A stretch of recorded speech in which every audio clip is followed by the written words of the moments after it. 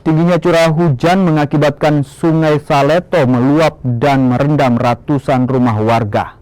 Akibat banjir, beberapa rumah warga rusak dan sejumlah perabotan rumah tangga serta harta benda yang berada di dalam rumah warga terendam banjir lantaran tidak sempat diselamatkan saat banjir menerjang. Tidak hanya itu, jalan Poros Mamuju Majene juga terendam banjir. Akibat banjir, aktivitas warga lumpuh. Menurut warga, permukiman mereka selama ini kerap dilanda banjir, namun baru kali ini banjir cukup besar. Ketinggian air hampir mencapai 1 meter. Apa penyebabnya ini, Bu?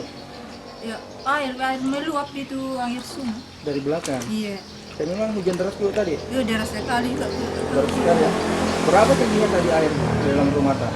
Di sini ya sampai situ, berapa? Ada 50 cm begitu? Lebih mungkin itu. Hampir 1 meter ya? Iya. Sampai di jalan tadi ya, Bu? Iya,